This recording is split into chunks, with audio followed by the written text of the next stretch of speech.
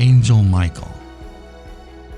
In the Bible, Michael and Gabriel are probably the most well-known angels. As we know, Michael is an archangel. But what does that mean exactly? What has he accomplished? What are his duties? And how does he fit into God's heavenly host? Michael is the name of the archangel. That name begs the question, who is comparable to God? Many parents, both Jewish and non-Jewish, who name their sons Michael, have no idea what the name means. We are introduced to Michael by the prophet Daniel. Daniel had been praying and fasting for 3 weeks, and an angel had appeared to him.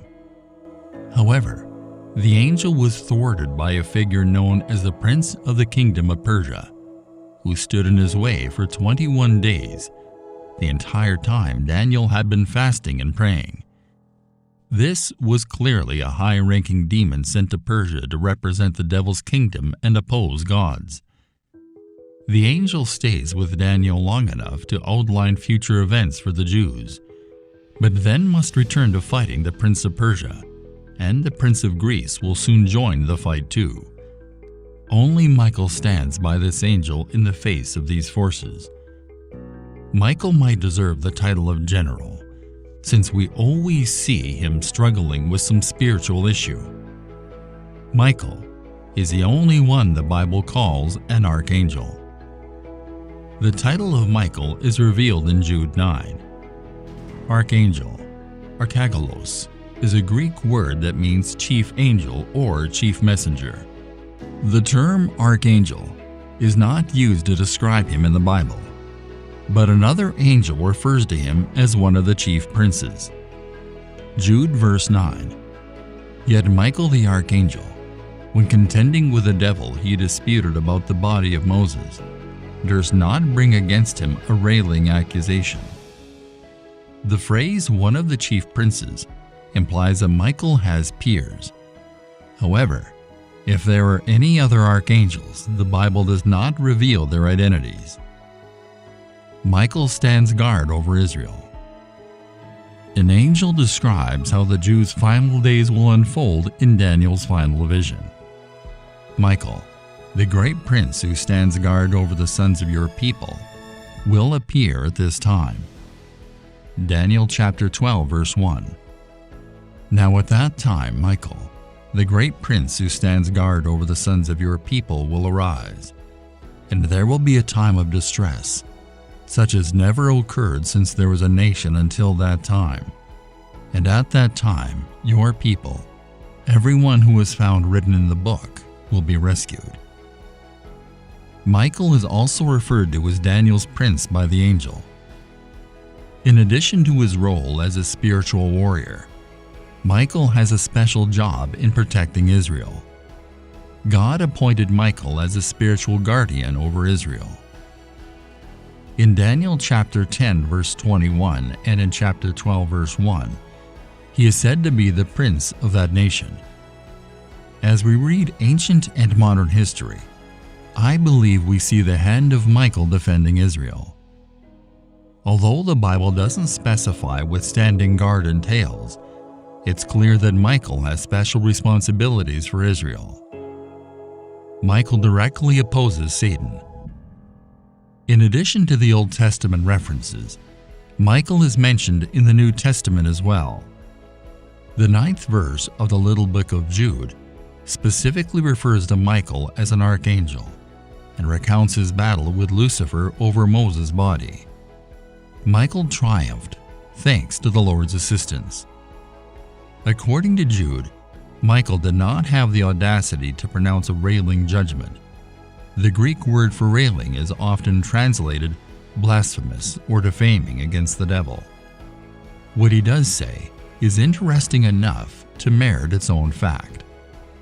Only 4 words are attributed to Michael in the Bible. In other words, there are 3 Greek terms that are typically rendered into 4 English words when they are translated. In Jude verse 9, Michael rebukes Satan, saying, "The Lord rebuke you." Michael is a military commander of some angels. In John's Apocalypse, he sees a great war in heaven.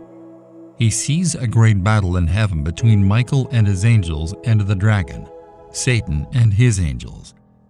However, the devil and his forces are too weak to remain in heaven, so they are all cast down to earth. Revelation chapter 12 verses 7 to 9. And there was war in heaven, Michael and his angels waging war with the dragon.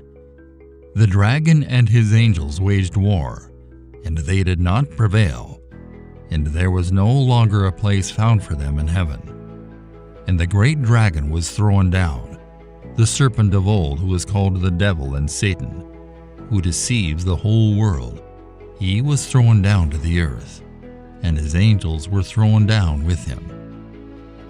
God will turn the tide against Satan at the midpoint of the Great Tribulation, first in heaven, then on earth. A battle will take place that will deny Satan access to heaven. Michael and his angels fought with the dragon, and the dragon and his angels fought. Angels of faith and fallen angels fight in this dramatic scene. What is the date of this battle? This battle occurs at the midpoint of the 7-year period as described by Daniel. In regard to material attacks against the believer, Satan and his demons were disarmed at the cross. Michael, the Archangel, will shout as he accompanies Jesus at his second coming. Not only does he proclaim the matchless and exciting news that Jesus Christ returns, but he speaks the word of life to all who are dead in Christ and who await their resurrection. 1 Thessalonians chapter 4 verse 16. For the Lord himself will descend from heaven with a shout, with the voice of the Archangel, and with the trumpet of God, and the dead in Christ will rise first. To protect Israel, the Archangel Michael and his fellow angels will fight against the dragon and his demons. The angels' method of warfare will be similar to what they do on behalf of all believers today. Hebrews chapter 1 verse 14. Are not all angels ministering spirits sent to serve those who will inherit salvation?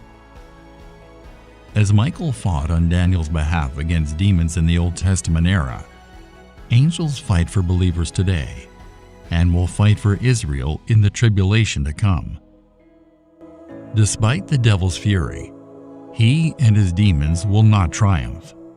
Indeed, they have no place in heaven any longer. They will not, in the end, thwart God's plan for Israel or the return of his Son.